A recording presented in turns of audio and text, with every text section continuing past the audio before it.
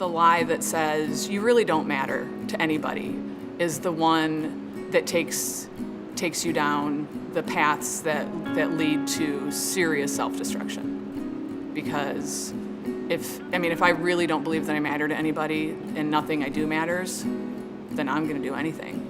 What do I care?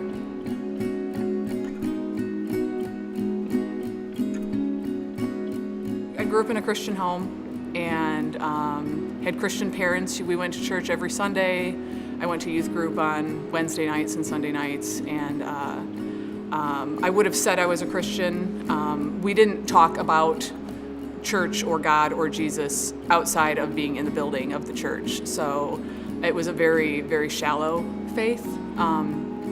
So I kind of grew up with this idea that there was a God, that he probably wasn't super interested in what I was doing, but he was there. I definitely believed he was there.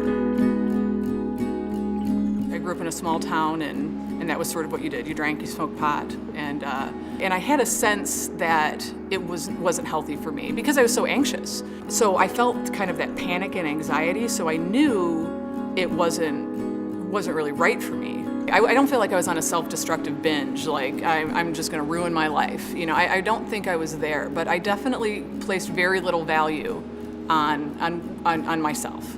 In high school, being a slut is really not okay. Like, sleeping around for the most part was frowned upon.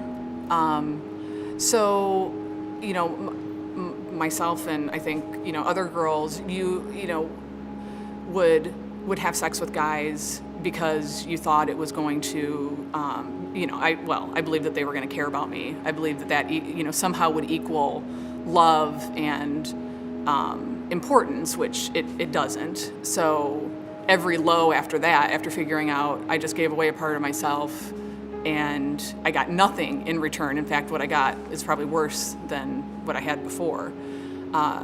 When I was out of high school, sleeping around wasn't quite as frowned upon. Having casual sex was no big deal when I was college age, and that damaged me more than anything. Those are experiences. Getting super drunk and waking up the next morning and regretting behavior is one thing, but waking up the next morning after you slept with some guy that you don't really even know, that's the kind of stuff that took root in my soul. And then every time it happened, it was just deeper roots. It was more painful, and then the lies got louder.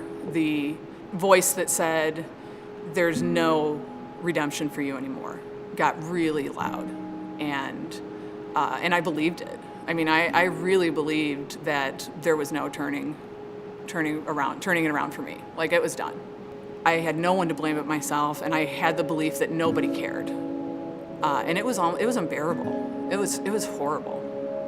It was an extremely dark time.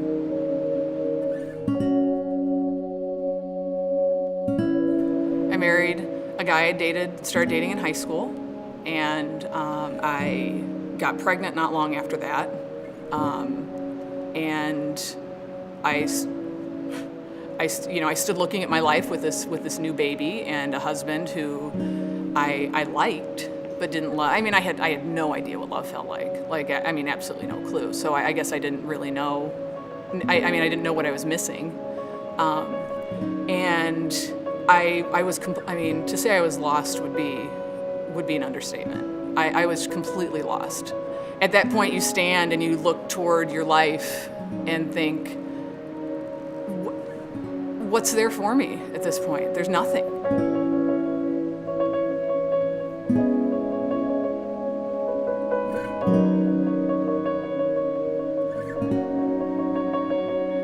I was driving, and at the time, I think I was just kind of going through the laundry list of everything bad I'd ever done, which I did a lot. I spent a lot of time kind of going through the checklist of stupid mistakes, and so I was doing that while I was driving, as I was kind of prone to do. And what I think I was really doing was more having a conversation with God, pointing out all the bad things that I had done, and why I understood why he didn't want anything to do with me. I mean, I didn't want anything to do with me, but I didn't have a choice. I was stuck with me.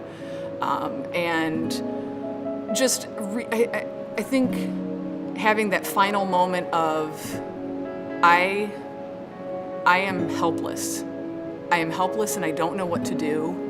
And I don't know how to make it better. I don't know any way out, and nothing that I've done in all these years has made any difference. Like I've tried everything. I've literally tried everything, and nothing is helping. And I get why you don't care about me, God. I get it. I get why you don't want to be associated with me, and why you wouldn't want me associated with you. Like I totally get that, but I don't know what else to do anymore. And I very clearly heard a voice that for the first time was louder than the voice that was always in my head telling me what a screw-up I was, that said, I know you. And I said, no, you don't. Because if you knew me, you wouldn't want anything to do with me. And I very clearly heard again, I know you. And it was such an intimate feeling, unlike anything I'd ever felt in my life. It was such an immediate, personal, intimate feeling that I knew it was beyond anything that I was kind of coming up with on my own. It was what I needed to hear.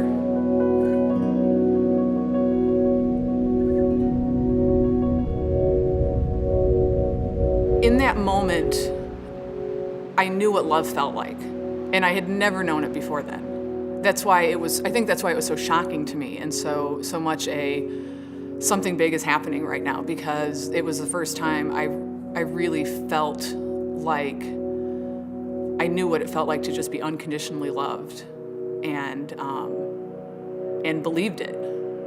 I started a new life then, and I think the biggest thing is that it opened me up to receive love from people where I would actually believe that I was worthy of being loved, that I deserved it.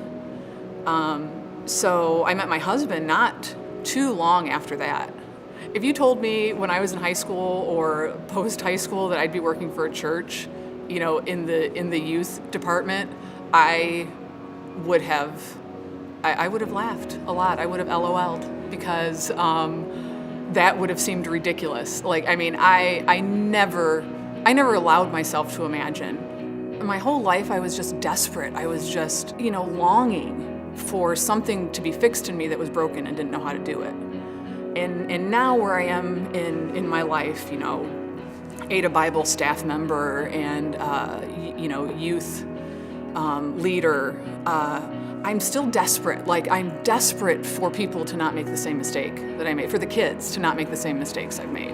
If I have a kid that texts me about a breakup, like, I take that extremely seriously, no less seriously than I would take if I had a friend that texted me that said she was getting divorced. Like, that's how real it feels, when you are being rejected at 16. If I didn't believe that Jesus knows who I am and still loves me, and it doesn't matter where I've been and what I've done, because I'm completely pieced together now, and that's why I'm so sort of desperate in Lifeline. I don't want them to miss anything. I don't want them to miss their one moment where Jesus says, I know you.